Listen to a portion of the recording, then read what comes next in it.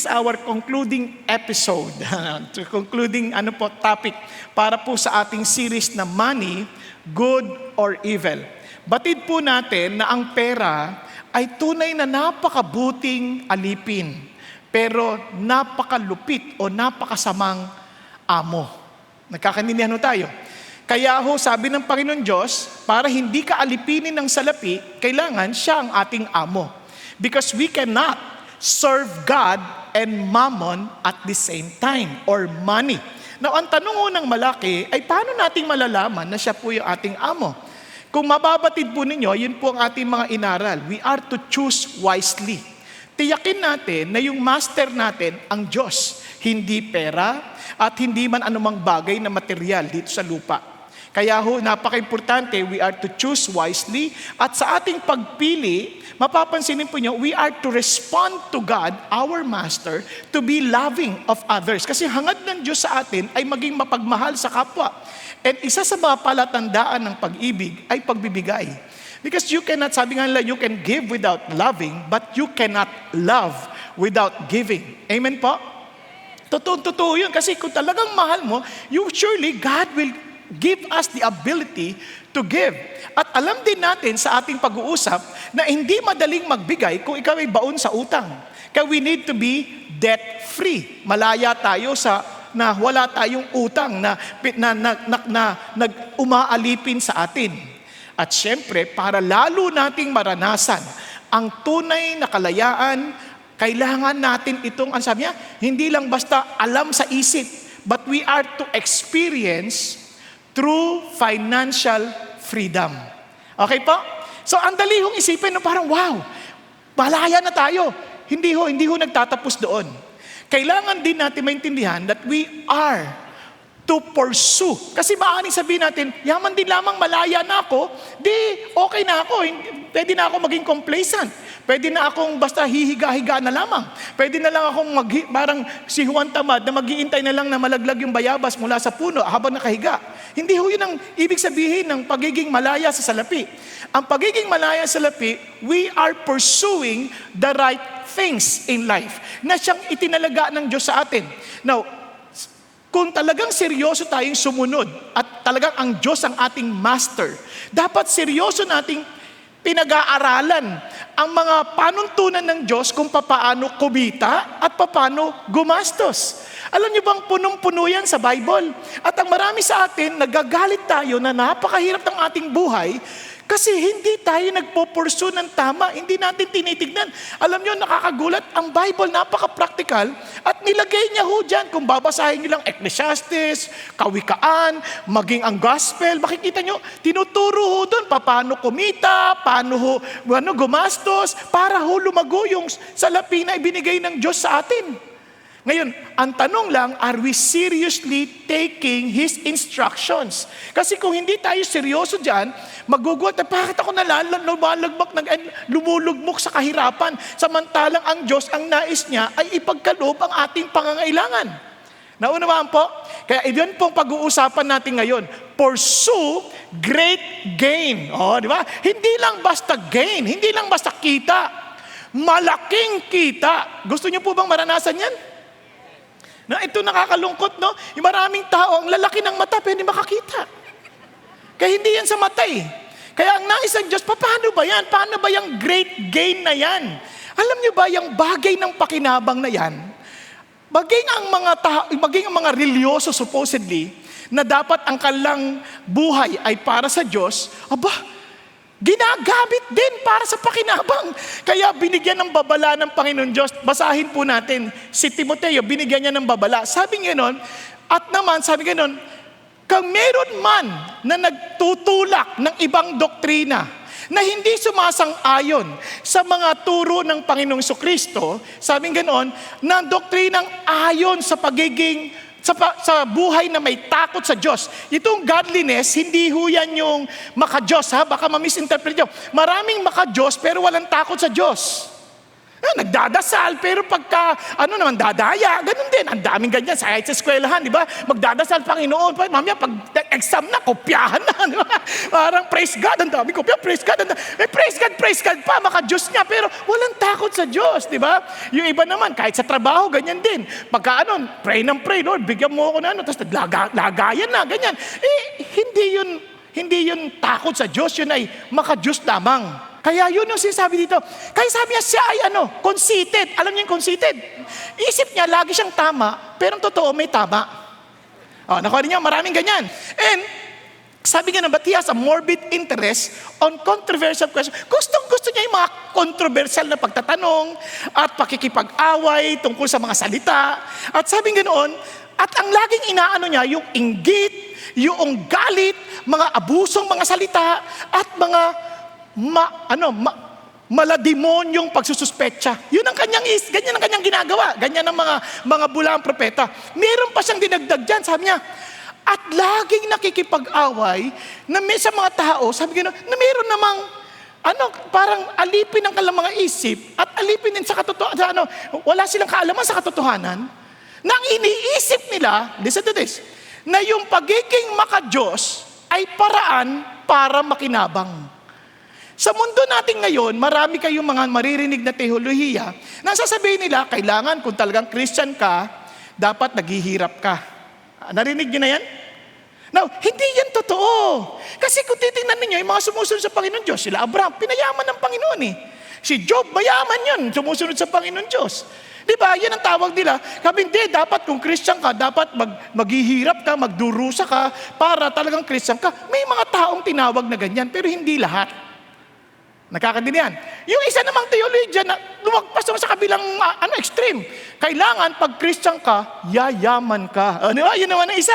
Kailangan kung Christian ka, dapat milyonaryo ka, mayaman ka. Kaya marami tuwan-tuwa sa ganyan. Gustong-gusto nila yan. Itaas mo lang yung wallet at iwagay-way. Tapos mapupuno ng pera. Asan ang pera niya sa langit? Parang iwagay-way. Hindi naman. Hindi rin yan totoo. Yes, nagpapala ang Panginoon Diyos, pero may mga tao talagang mahirap ang kanilang pinagdadaanan, and yet mayaman sila in the eyes of God. Are you following? Ang ating pinaniniwalaan ay tinatawag na, ang tawag na doon ay prosperity theology. Ang sa atin, ang ating pinaniniwalaan ay provision theology. Ang ibig sabihin, kapag hinanap mo yung kanyang kaharian at ang kanyang katwiran, lahat ng kailangan mo, ibibigay ng Diyos. Bakit ako? Hindi ako nakakain ng 3 beses ang araw. Baka hindi mo kailangan ng 3 beses isang araw. Baka naman, 2 beses lang isang araw yun ang tama para sa'yo. Hindi, totoo lang. May mga tao, 1 day nga lang, 1 meal lang a day. Di ba? Ako, pagka kumain ako ng 3 beses ang araw, doble na yung sukat ko. Kaya hindi ako pwedeng pang 3 kain. At least 4. Joke lang. Kasi nga talagang nagkukontrol din ako sa aking pagkain. Kasi nga, pag nag-adjust na naman katawan ko, lalaki na naman, ganyan. Nag-adjust na naman. Kaya iba yung aking kalalagayan. May kanya-kanyang ganyan make-up So, yun po ang isang bagay na dapat natin maintindihan. Kaya, but God, once we need something, God provides for it. If you need a transportation, meron nagtanong sa akin if you need a transportation, hiningi mo sa Diyos, kailangan mo talaga to transport you from one point to another, the Lord will provide. Pero hindi ka na maghahanap na kailangan Mercedes-Benz. Mapasasal ka naman. Pwede namang hindi Mercedes-Benz, di ba? Pwede namang tricycle. Basta kung yun na makakapagdala sa iyo from one point to another point. Ang punto ng Diyos, He will provide exactly what you need. Kasi when I was new in the ministry, naglalakad ako. But sa dami na ng ministry at medyo malalayo na yung pinupuntahan, talaga hindi na biro yung marami kang dalang aklat, dami may dalang talagang humingi ako ng sasakyan sa Panginoon Diyos. Binigyan niya na ako ng sasakyan. Nakuha natin? Tapos minsan, yung sasakyan na yun, open. Talagang open yun. Jeep yun jeep na owner. Open. Kaya ang pabango mo, usok. Ang tawag sa'yo, pinausukan. Di ba? Hanggang sa Lord, siyempre nakita rin ng Lord yung parang, yung barong mo, ang itim-itim na dito, parang, hindi ka pakikinggan basta-basta So siyempre, inaangat ka ng Diyos, binigyan niya na ako ng air condition na sasakyan. Nakuha niyo? Pero hindi mo hinahangad yun. Ang Diyos ang nakakakita nun. Kaya nga, it is God's blessing that make people rich and He adds no sorrow to it.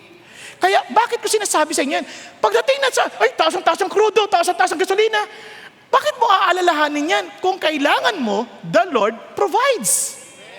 Nagkakaintindihan? Kaya anong sikreto? Eto na ang malaking pakinabang. Sabi nga doon, but godliness actually is a means of great gain. Hindi lang basta gain, ha? Hindi yan sinabi, may pakinabang. Malaking pakinabang. Alam nyo, ang pinaka-literal translation yan, mega gain. Di ba? Parang mega mall. Laki.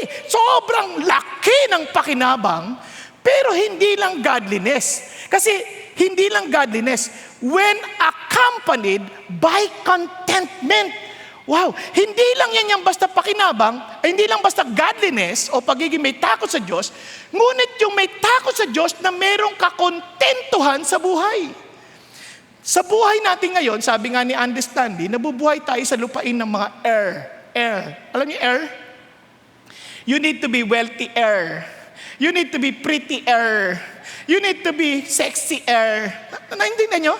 At yun naman talaga, kaya iba sa atin pagdating, ay, ang ganda ng kutis niya, grabe.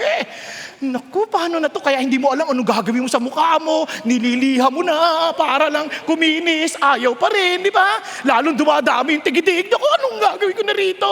Na, meron mag-aap sasabihin, kailangan mo ito, pag ginamit mo ito, lalong kikinis ang mukha mo, pag nilagay mo, ala, dumadami na naman, anong gagawin ko?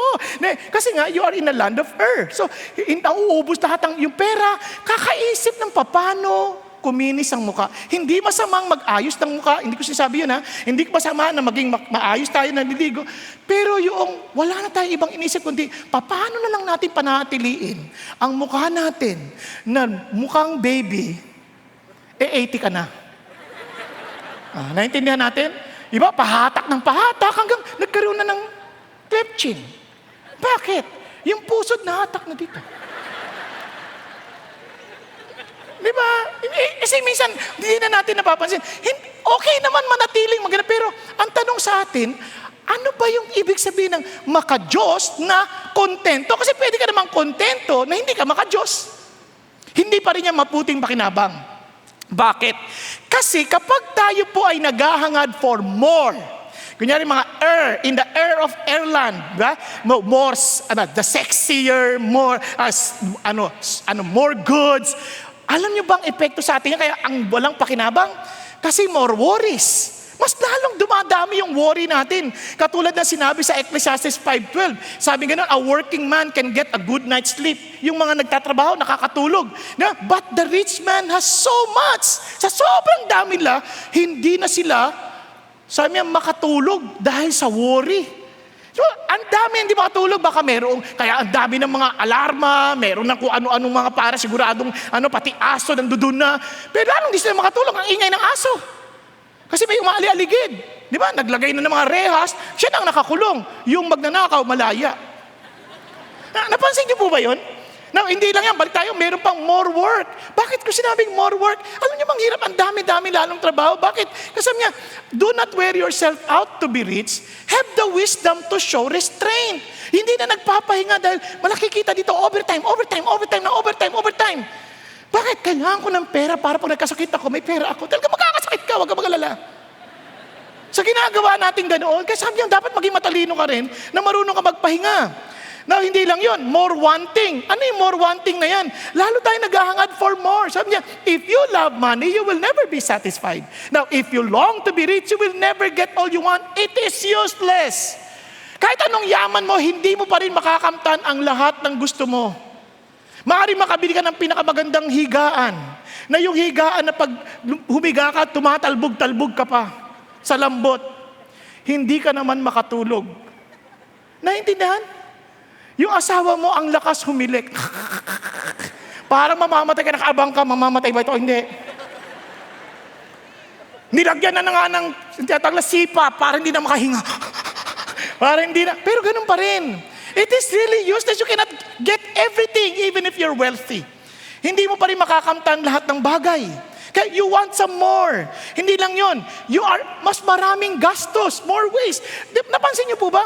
The more you get promoted and the more money you receive, bigla kang bili ng mga bagay na hindi naman kailangan. Nakita ko rin yan sa sarili ko. Bibili ako ng tools para kamo. Pag ginawa ko, magagawa ko ng maayos, meron akong tools at any time. Nung gagawin ko na, hindi ko rin gagawin. Papagawa ko na sa iba, sayang oras. Ano nangyari sa tools? At madalas yung tools pa na yun, dahil sa dami mo na nabili, nung kailangan mo na, hindi mo na makita. Napansin niyo po ba yan? Kaya lalong daming gastos. Kaya yung marami yan, mga nanay, gusto, parang bargain na plato. Bili ng plato. Para saan? Ilalagay doon sa estante. Para saan? Para sa bisita. Nung may bisita na, paper plate. Kalokohan di ba? Parang bakit ganyan? Diba? Kaya daming waste. Hindi lang yon, ang dami pang gulo. More wrangling. Kasi ang taong sakim na hanap ng bagay na parang pampandagdag. Sabi niya? A greedy man brings trouble to his family. Yan, nasisira ang pamilya. Di ba iba sa atin, buti na lang, tinigil na yung mga isabong na ganyan. Ang daming naipit sa isabong. Sabi, gusto ko manalo. Hanggang sa naubos na pala na max out ng kanilang credit card. Kawawa. Hanggang sa mag-aaway silang mag-asawa. Dahil hindi na kayang bayaran ng kanilang mga utang. Kasi you want some more. More problems will come. Yung iba naman, nanloko ng kapwa, ang hahabulin ng anak. Tama po? Kaya ayaw ng Diyos yan. Kaya hindi yan pakinabang. Ang pinakamakappakinabang, yung may takot ka sa Diyos at meron kang kakontentuhan. Kaya nga, God's desire for us to experience great gain. Ito ang sabi ng Panginoon, the thief comes only to steal and kill and destroy. But I came that they may have life and have it abundantly. That is the very heart of God. Naparito siya dito para ikaw'y managana. Para ikaw'y magkaroon ng matinding pakinabang. Yun ang hangad ng Diyos. Pero anong ibig sabihin ng pakinabang na to? Hindi ito sa pakinabang sa paningin natin, kundi pakinabang ng isang pastol sa kanyang tupa. Naunawaan po kasi ang konteksto nito, I am the good shepherd at siya yung aking mga tupa. Now, alam mo na yung tupa na yan, nabubuhay na may matinding pakinabang dahil siya'y malusog, siya'y dumarami, siya'y nagbumultiply, maganda ang kanyang balahibo. Ibig sabihin, it serves the very purpose of the shepherd. Gusto niyo malaman kung ikaw ay matinding pakinabang? Nasusunod natin at nagagawa ang pinakalayunin ng ating pastol. Kaya kahit ang yaman-yaman natin at we are not accomplishing yung pinakagusto ng ating pastol, hindi pa rin tayo nananagana. Kaya nagtataka tayo, wala tayong ma-withdraw sa Diyos every time we need something. Kasi nga, store up treasures in heaven Ngayon, kung kailangan mo, kukuha ka sa ipon. Wala kang mahingi. Bakit? Wala kang ipon. Kaya ito ang sabi ng Panginoon, tinan nyo hindi mo ako pinili, ako ang pumili sa'yo. At itinalaga kita para ikaw ay humayo at magbunga. At ang iyong bunga, sabi ganoon, ay manatili. At kaya naman, anuman hingin mo sa aking Ama, ano sabi niya? Ipagkakaloob niya ito. Ano hingin mo sa pangalan ko? Sa aking Ama, ipagkakaloob niya ito. Ano ibig sabihin? Lahat ng hingin mo para maging mabunga, ibibigay ng Diyos. Panginoon, hindi po ako kung ako laging mag-aalala, hindi ito mabunga. Kaya turuan mo ako paano ko gagawin ito. Turuan mo ako paano ko makapagbayad ng utang. Turuan mo ako para paano ako gumastos. Turuan mo ako para kumita ng pera. Nang sa gayon, pakinabang ako sa dahil hindi ako nag-aalala. Yung iba kasi alala ng alala, hindi sila nagiging mabuting patotoo sa ibang tao. Kaya hindi nagiging pakinabang sa kanilang pastol. Nasusundan? Okay ba kayo? Andiyan pa kayo? Ganyan ang dapat. Yung tulog ka, walang ka-worry. Di ba? Nais ng Diyos. Kaya sabi ng Panginoon, and how can we have that? Ito ang tamang takot sa Diyos. Hindi ka lang basta natatakot sa Diyos by being religious. Ito ang sabi ng Panginoon Diyos. Ang totoong may takot sa Diyos at may kakontentuhan, nakatagpo niya ang Diyos. Meron siyang totoong experience sa Diyos at ang sabi niya ganito, Jesus said to them, ako ang tinapay at ako ang buhay.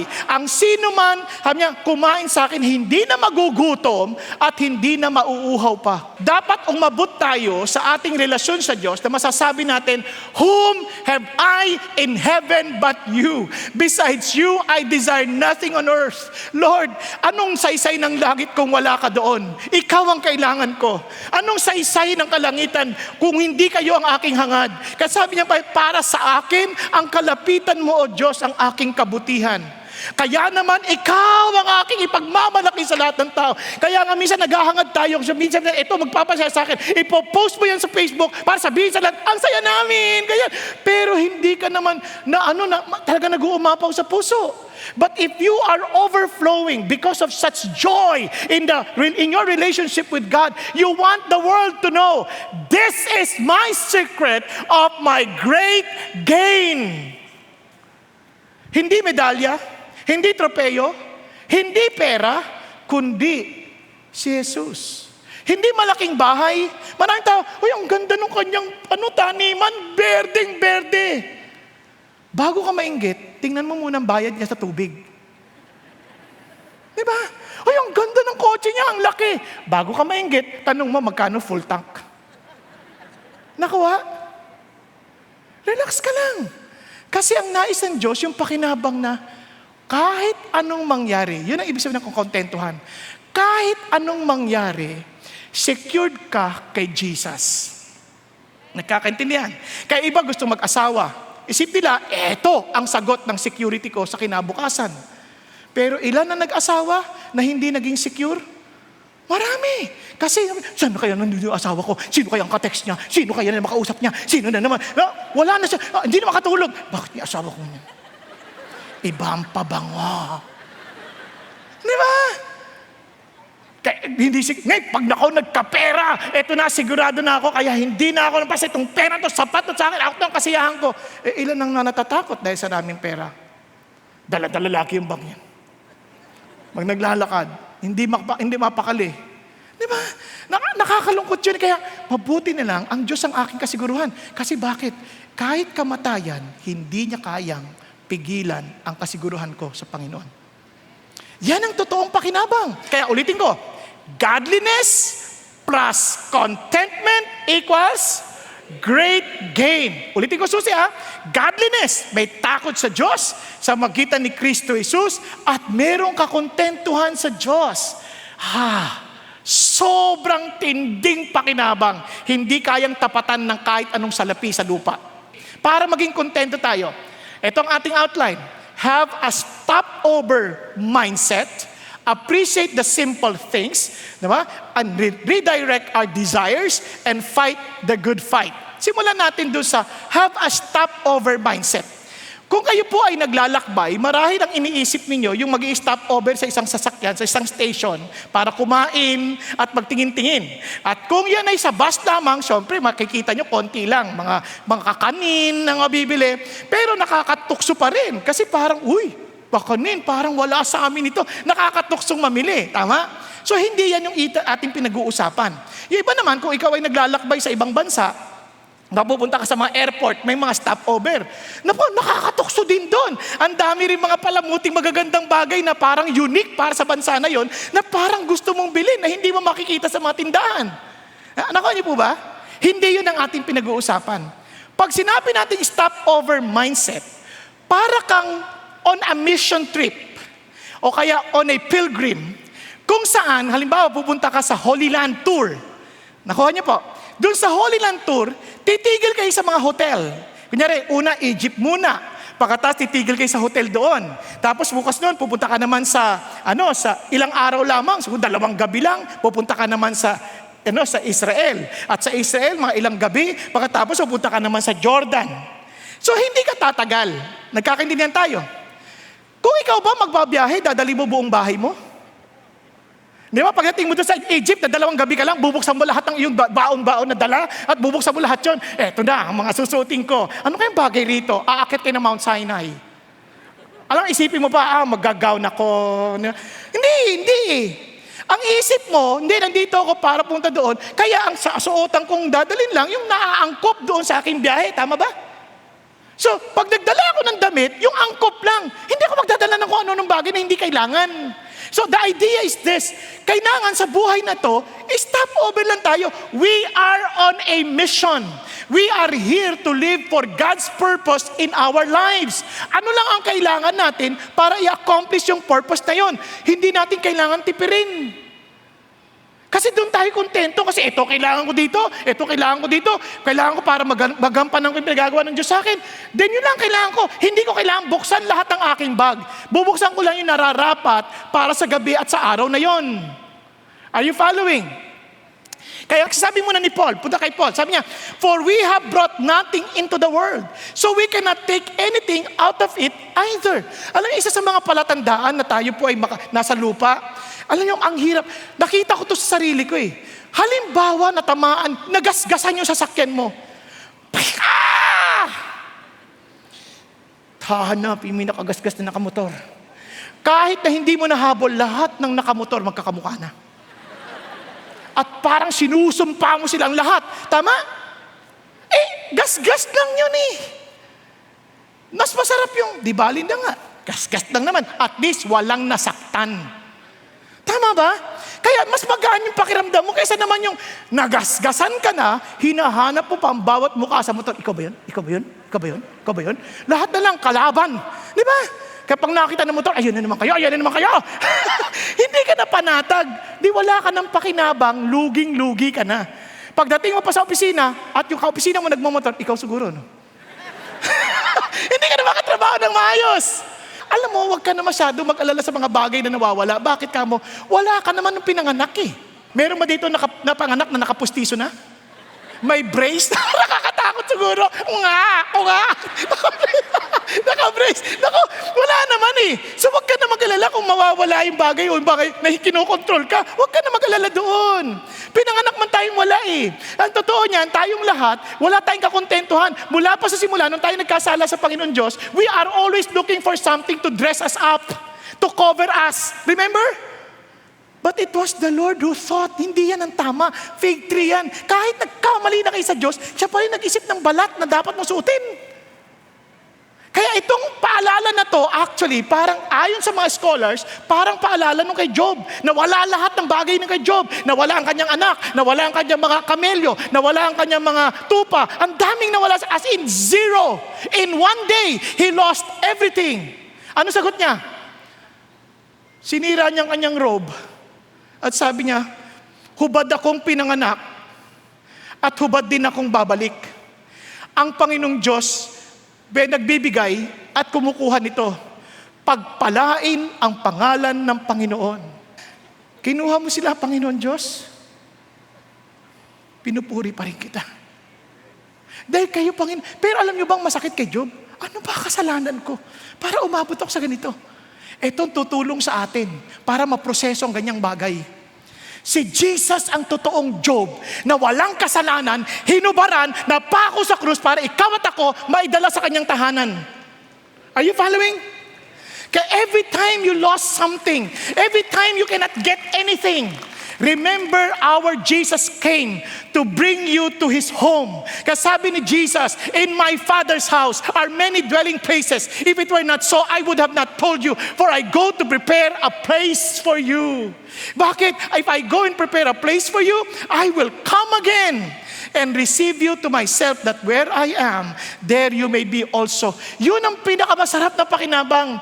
Lord, salamat. Ito yung assurance ko kung bakit hindi ako natatakot mawalan, hindi ako natatakot na wala akong pera, kasi kaya tayo natatakot kasi we are thinking of our assurance na meron tayong pangbagay na hindi tayo mamamatay agad. Na pag magkasakit tayo, meron tayong panggastos sa ospital. Para pag mamatay tayo, may pera tayong gagamitin.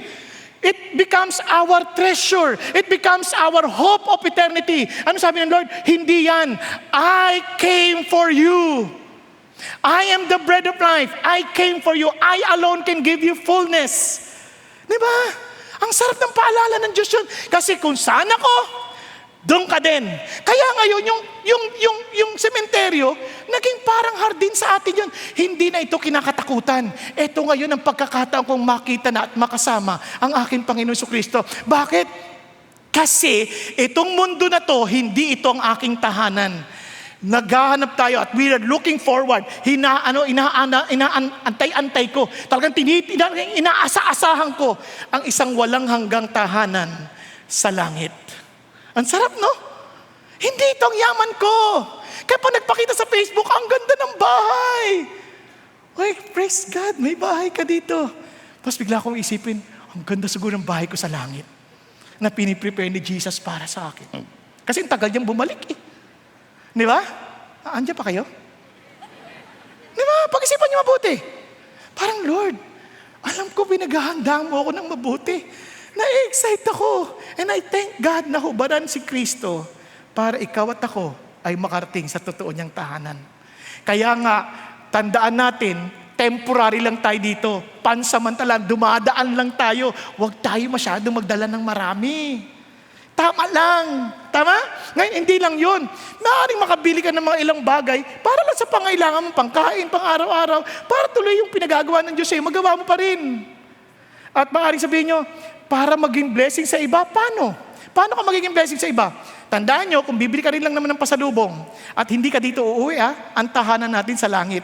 Kung tahanan natin sa langit, anong klaseng pasalubong ang dadalhin mo? Something that will last forever. Hindi bagay, kundi kaluluwa.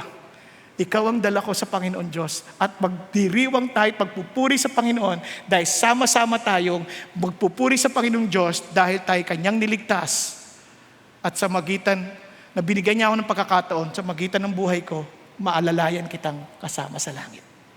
Type mo? Hello? Sana ho, ganun ang ating excitement. Kaya yung ating tugon sa mga pangyayari, alam niyo po ba, sabi sa Canada, sabi nila, na ang pinaka-discomforting na grupo ay ang mga Christians. Kaya kung maari nga, pinag-iisipan nila, paano ba pipigilan ng mga Christian na to para mawala na sila sa mundo? Type nyo? O paano nyo gagawin? Kasi ang Christian minsan ang susungit.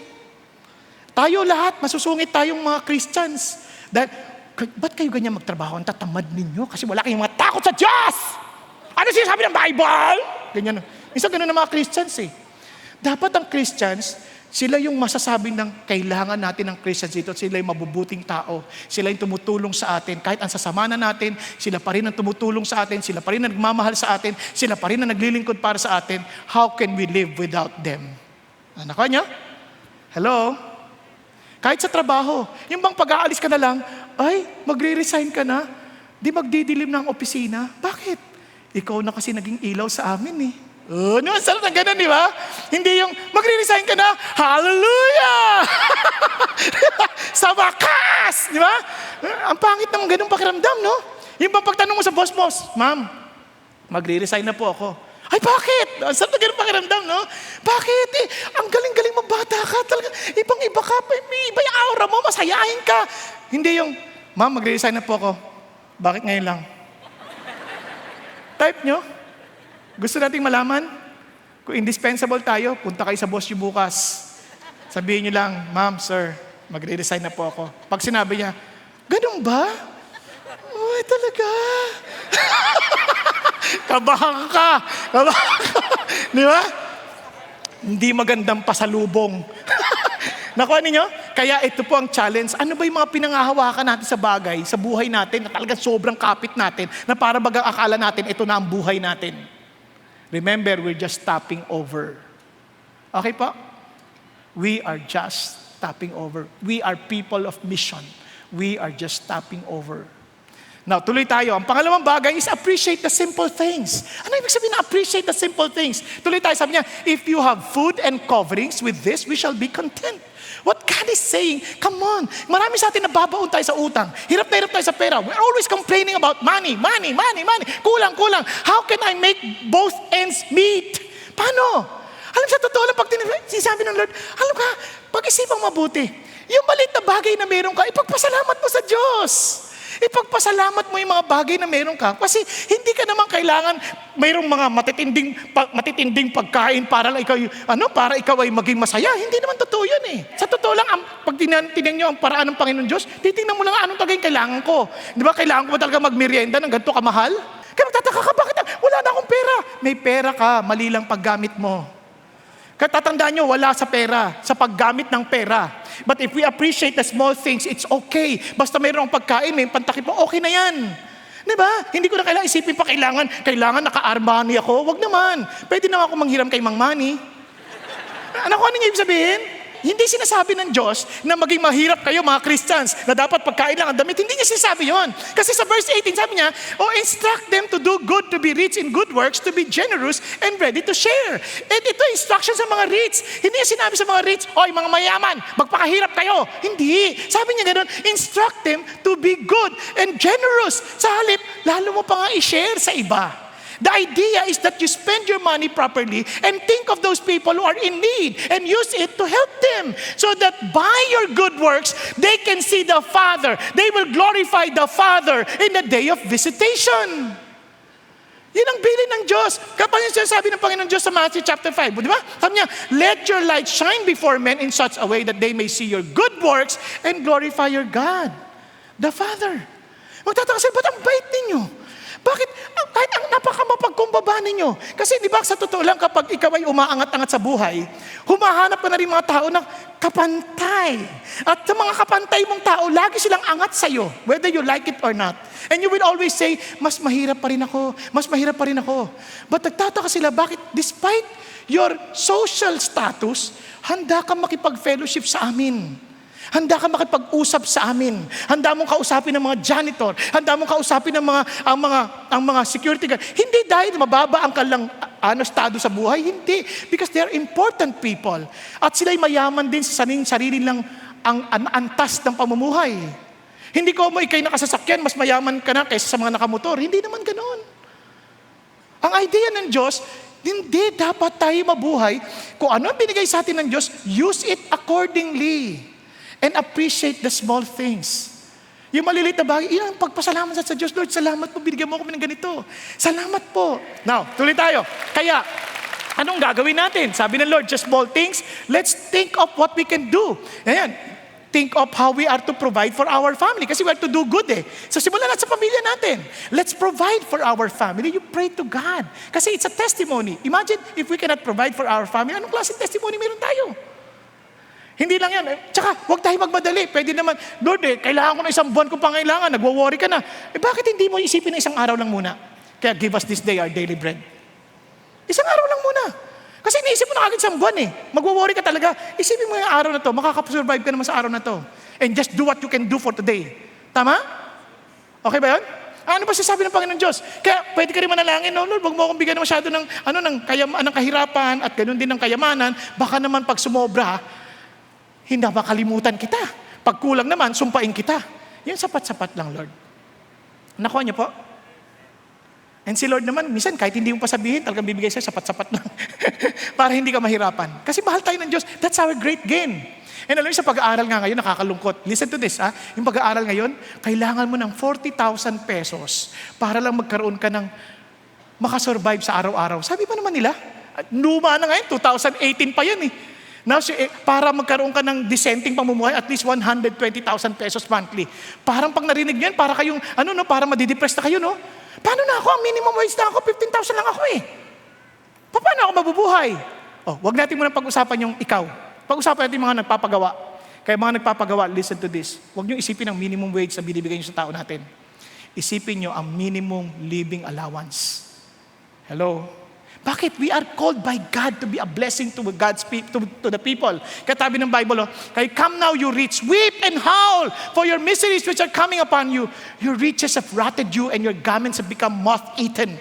Your gold and your silver have rusted and the rust will be a witness against you and will consume your flesh like fire. It is in the last days that you have stored up for your treasure. Sabi, stored up treasure. Behold, the pay of the laborers who mowed your fields and which has been withheld by you cries out against you, and the outcry of those who did the harvesting has reached the ears of the Lord of Sabaoth. Sabi niya, yung kawawa, yung mga tao nagtatrabaho sa inyo, and yet you are living in luxuriously on earth and led a life of wanton pleasure. Before you think of what yung pleasure, luxury, think of your people. God has given you the ability to gain wealth so that you can be a blessing to many people, to those who are working under you. Tama ba yun? Ngayon, paano kung hindi tayo binibigyan? Huwag tayong makipaglabag, baka, walang ganon, hindi na sinasabi ng Diyos. Ang tinuturo sa atin ng Diyos ganito, ang ating panghawakan, sabi ng Lord, remember the Lord your God, for it is He who gives the ability to produce wealth. Kaya ka pa rin niya. Huwag ka nang magreklamo. Kung yan ang trabaho mo, yan ang binigay sa'yo, huwag kang magreklamo. You pray to God, Lord, give me wisdom that I may know what needs to be done. Nakakaintindihan? Tuturuan tayo ng Diyos ng paraan. Nakakagulat, marami mga napanahon ng COVID, hindi alam gagawin. Pray sila, binigyan sila ng wisdom ng Diyos para kumita, and they earn more than before COVID. Naintindihan? Kasi ang Diyos ang talino ng Diyos, He has infinite ways to provide for us. Ang tanong lang, are we willing to listen to Him? Minsan kasi isa lang paraan natin Nakuha po? Andiyan pa kayo? Okay, kaya wag tayong susuko agad. Lumapit tayo sa Diyos, tumakbo tayo sa Panginoon. Yan ang nais ng Diyos para sa atin.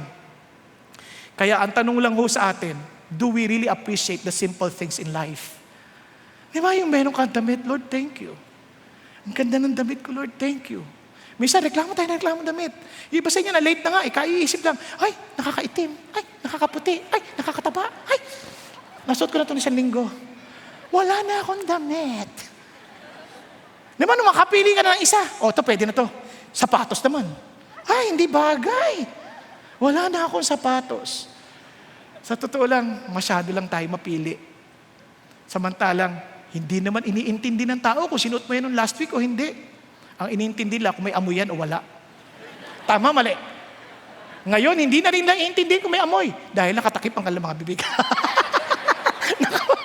so, hindi mo na kailangan isipin yan. Kaya, we need to redirect our desires. Kailangan maiayos natin yung ating mga kagustuhan sa puso. Katina niya sabi ng Bible, tingnan ito po, but those who want to get rich, ayan, listen to this hindi naman, maraming tao sabi niya, hindi naman masamang maghangad na maging mayaman. No, sabi niya, those who want to get rich fall into temptation and a snare and many foolish harmful desires which plunge men into ruin and destruction. Ano sinasabi niya? Yun lang gustuhin mo na maging mayaman. Akala ko ba, angad ng Diyos, magkaroon tayo ng malaking pakinabang. Listen. Hindi yung ating paghahangad na maging mayaman ang magpapayaman sa atin.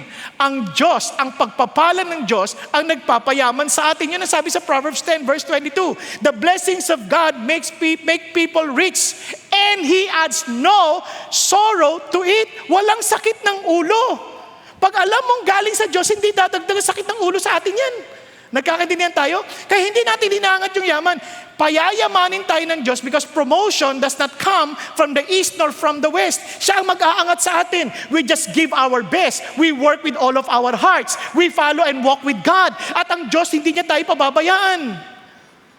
Kaya tuloy lang tayo, lakad tayo kasama ng Diyos. Sasabi ganoon, kasi tinan ninyo if you are, kasi fall into temptation and a snare. Trap yan. Trap. Anong trap? Dagdagan mo na yung foolish pa. Ano ibig sabihin ng Panginoon? Para maintindihan natin lagi. Tingnan niyo po Pag pinuntahan yung 1 Timothy 6:17, ito ang instruction sa mga rich. Instruct those who are rich in this present world not to be conceited or to fix their hope on the uncertainty of riches, but on God.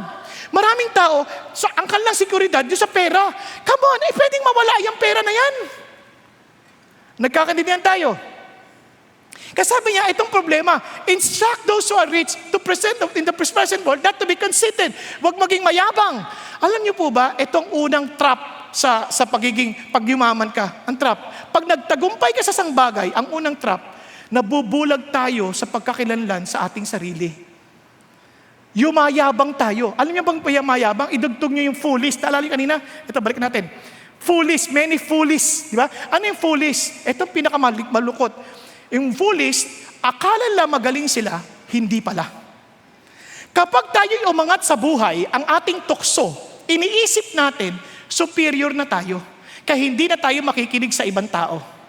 Kunwari, kung kayo nandito, bakit ang butchi ng pastor na yan para magsalta sa akin yan? Wala naman siyang pera. Nakuha ninyo? Nakuha ninyo? Wala akong hawak. Pero akong pinakamayamang tao sa lupa na to. Bakit ko sabi? Dahil ang Diyos ang pag-aari niya ako eh. He owns the heavens and the earth. Paano ako maghihirap? Hello? Hello? At wala akong ka-worry-worry. Magbumagyo man sa lugar ng mga yate, magkabangga-banggay mga yate doon, hindi ako mamumblema sa yate. Bakit? Wala ako nun eh. O di ba? Kung hindi ko ari yan, ba't ako magbumblema? Kaya masyadong masaya ang buhay ko. Di ba? Yung hindi ka mag-worry, sobrang paknabang. Ang yaman-yaman natin. Nakuha natin? Sobrang yaman. Naalala ko noon yung sasakyan namin, baka hatakin dahil natanggal ako sa ministeryo eh. Baka hatakin. Iyak ako na yung Lord, baka hatakin. Eh kung hatakin, di hatakin. Di wala ka ng sasakyan. Oo nga no, ba't ako nag-aalala? Kasi hindi mo naman kakailanganin na. Pag hinatak dahil wala kang trabaho ngayon. Pag kailangan mo, papaltang mo na lang. Oo nga no. Ba't nga ba ako nag-aalala? Naku yung sabihin. Ba't ako mag-aalala? So, sinabi ko na sa yung sasakyan ko, baka mahatak. Hatakin na lang.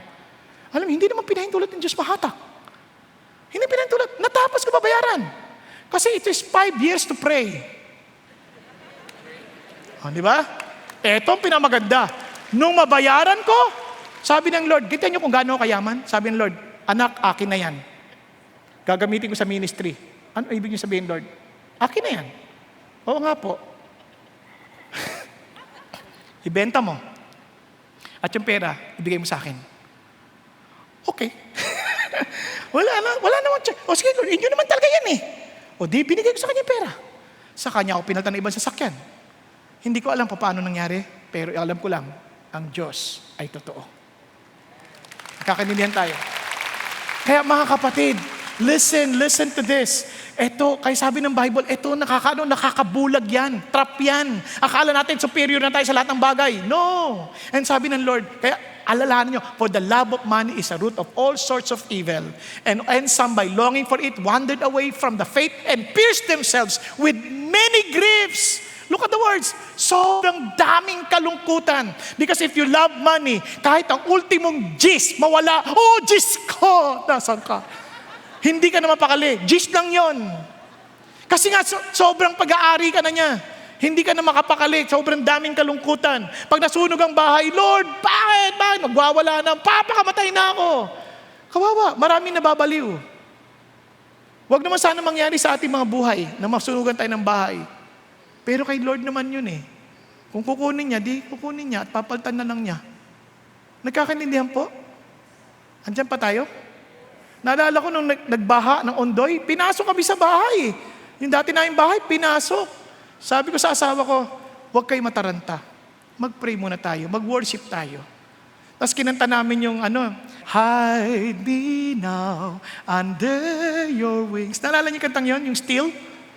Siyempre, hindi mapakali nasa baha sila eh. Ako nasa hagdan. Pero ito, pagkatapos namin mag-worship, inangat ko yung piano namin. Ako lang din naman mag-isang malalaki mag-aangat. Naangat ko. Inangat ko yung refrigerator namin. Ako lang din naman mag-isang malalaki mag-aangat. Dahil anak ko lalaki, siya mo maglalagay ng kalso sa ilalim. And God help us all. Tapos yung aso namin, nasa labas, ang lalaking aso, ang daming aso. Siyempre, papasok sa loob ng bahay. Sabi sa kanila, walang iihi sa inyo. At walang tatae. Kung hindi, palalabasin ko kayo sa tubig. At silang lahat ay matahimik na nandun lang. At wala hong umihi at walang dumumi sa kanila. Ang bait ng Diyos. Bakit? Kaya yun ang kagaanan ng loob mo kasi hindi siya kumakapit sa'yo. Nakuha natin? Hindi siya kumakapit sa'yo. Kaya yan ang isang bagay na papaalanan sa sarili. Kaya listen, flee from these things, you man of God. Sa halip na yun ang hinahanap mo, pera, takbuhan mo yan. Sabi niya, pursue what? Righteousness. Seek first His righteousness, and all these things shall be added unto you. Seek God, because He is our satisfaction. Seek faith, that it will strengthen our hearts, our love, our perseverance, and our gentleness. Yun ang habulin natin. Doon tayo. Kaya hindi ko pinitipid ang sarili ko when it comes to anything that will help me grow in my relationship with the Lord. Hindi ko titipirin ang D-group ko. Hindi ko titipirin ang aking Bible study. Hindi ko titipirin ang aking pag-aaral. Kahit ilang libro yan, kahit ano pang computer kailangan ko. Hindi ko yan titipirin because I know that it will help me to be a better servant of the living God. And I pray that you and I, hindi nyo titipirin ang bagay ng Diyos. To sama pa, hindi na pupunta sa service kasi walang pera. Manonood na lang ako. Wag! Never decide na hindi ka pupunta para sa bagay ng Diyos dahil lang sa ayon sa pera because God provides. Amen po? Hindi tinitipid ng Diyos. Kaya pursue. Yung isang bagay, kaya ang hamon ng Diyos sa atin is always pursue God. Hindi ang kasakiman, but pursue God. Kaya ang tanong mo sa atin dito ay, what are your desires lately and how can you redirect them? Si God ba talaga yung priority natin sa buhay? O tinitipid natin pagbagay ng Diyos? And finally, fight the good fight. Fight the good fight. Ano sabi ng Panginoon Diyos? Fight the good fight of faith. Take hold of the eternal life to which you were called and you made the good confession of the presence of many witnesses. Remember, you have a calling. Sabi niya, in the presence of many witnesses, you know your calling. It was about Timothy. Pinag-pray ka namin, Timothy, na witnessan niya ng maraming tao. You have a calling and fight it out. Huwag kang susuko. You have a calling. I have a calling. You. Pakisabi sa katabi mo, you have a calling. Ilaban mo yan in your prayer, in your choices. Ilaban mo yan. Hindi pera ang hadlang because pera is our tools. Tools natin ng pera, hindi yan ang ating amo. Kaya whenever we think not of the money, we think of God and the work that He wants us to accomplish and let money serve the purposes of God. Amen po? Kaya pag lagi tayong pera-pera yung naisip, pag nagtatrabaho ka, hindi ka nagtatrabaho pa sa pera. Nagtatrabaho ka because that is your gift and you want to use it to glorify God. Kaya marami, hindi ko sinasabi yung mga doktor, ganun lahat. Marami nagdoktor. Hindi naman dahil sabi, nagmamalasakit sila sa may mga karamdaman upang matulungan sila at makilala ang Panginoong Hesus. Hindi naman. Minsan, kag-doktor sila dahil doon laking kita. Yung iba, hindi naman nag-abogasiya dahil meron silang gusto nang ilaban ng injustice. Hindi naman, minsan nag-abogasiya sila, hindi dahil sa justice, kundi malaking kita. Alipin sila ng pera. Kaya ginagawa natin hindi dahil sa pera. Ginagawa natin to dahil ito ang ating panawagan sa Diyos. And we will fight the good fight of faith. Amen? Anong pinaglalaban natin? Ano sabi ng Bible? Sa Matthew 28, go therefore, make disciples of all nations. Baptize them in the name of the Father, the Son, and the Holy Spirit. Hindi ko madali to go and make disciples. Every one of us. Huwag nating takatakutan because that's our fight. Ito ang pangako ng Diyos. I will be with you always to the very end of the age. Maraming sasabi, hindi ako marunong wala akong oras. Hindi totoo yun. Sino ang ating kasama? Siya ang ating kasapatan. Sino ang ating master? Siya ang ating susundin. Amen po? Okay, let me end by saying that by asking ourselves this, are you fighting the good fight? 100%. Kapatid, gusto ko lang pong iwan sa inyo to. Meron po akong kapasama sa D-group. Nakakatuwa po. Sabi niya, bago pa lang akong Christian, di ko alam paano kami kakain. Kasi asawa ko umalis ng maaga. Wala man lang kaming kakainin. Wala siyang iniwan para sa pananghalian. Nag-pray ako sa Panginoon Diyos. At nung nag-pray ako, yung may nakikitira sa amin dati, nanirahan sa amin dati, hinahanap ako. Lumipat na kami ng bahay. So hindi niya na alam. Pinuntahan niya yung dati namin tinitirahan. Sabi nga, hindi namin alam saan sila lumipat. Ngayon, habang nakasakay siya sa tricycle, nakita niyo yung aso nila dati. Yung aso. Nakita nila na gumala kasi, bumaba siya. Kinausap niya yung aso. Saan na kayo nakatira? Nagtatakbo yung aso. Papunta sa amin kasi natakot siguro. Nagtatakbo, umuwi. Sinundan niya. At natuntun niya nga yung aling nananalangin ng pagkain. And alam niyo, ba't siya hinahanap? Sabi niya, hinahanap ko kayo. Halika, mamalengke tayo para kumain tayo. At sinamahan niya sa palengke, na malengke sila para sa kanilang tanghalian at hapunan. Bakit? Ang Diyos ni Elijah, na nagkaloob ng kanyang pagkain ng panahon ng tagutom, yari ng Diyos na magkakaloob ng ating kakailanganin. Ang tanong lang, yung bang Diyos ni Elijah ay Diyos mo rin? Tayo pong lahat ay yumuko at pumikit. Kapatid, kung hindi ka tiyak, kung talagang siya nga ang Diyos mo, you may think that you belong to Jesus. Pero sabi ni Jesus, if you are not with me, you are against me. If you are not with me, you will scatter. Mga kapatid, tiyakin mo, kasama mo ba si Jesus? Kaya naman si Jesus nag-aanyaya, kayo mga napapagod at nabibigat ang lubha, lumapit kayo sa akin. Halika, makipag-isa kayo sa akin. At kayo magiging bago ng nilalang. Kapatid ko, ikaw yung kinakausap ng Diyos. To be one with Jesus Christ. Huwag mo na itong pagliban pa. Ngayon na. Sabihin mo, Panginoon Jesucristo, tinatanggap po kita, nakikipag-isa ako sa iyo. Pagharian mo ang buhay ko at tulungan niyo akong mabuhay ayon sa kalooban ninyo. Salamat po, Panginoon, na kayo ang namatay sa krus ng Kalbaryo para sa aking kasalanan at kayo'y muling nabuhay. At upang isang araw, dadalhin mo ko kung saan ka, sa totoong tahanan, saan ako kabilang. Salamat, Panginoong Jesucristo, na tapat kayo sa iyong pangako. Na habang ako'y nananatili at nasa lupang ito, alam namin ito'y pansamantala lamang. At sa bawat padala mo sa amin na magagamit namin, ay aming ipagpapasalamat. At palagiing ang aming kagustuhan ay ayon sa kagustuhan ninyo. At ilalaban namin ng buong puso ang layunin na ipinagkatiwala niyo sa amin to make disciples. Maraming salamat po, aming Ama, na tunay po kayo po ang nakadinig ng mga panalangin ng mga kapatid ko na dumapit at makipag-isa sa inyo. At gayon din sa bawat isang narito, sa bawat pamilyang aming nire-represent, allow us, Father God, to pursue great gain. Dahil kayo ang tunay naming yaman. Kayo ang aming amo. Kayo ang aming Ama. At kayo ang aming groom. Salamat sa pangako niyong kahit kailan, hindi mo kami iiwan o pababayaan man. Salamat po, Panginoon, sa pangalan ni Kristo Jesus. Amen at amen. God bless you.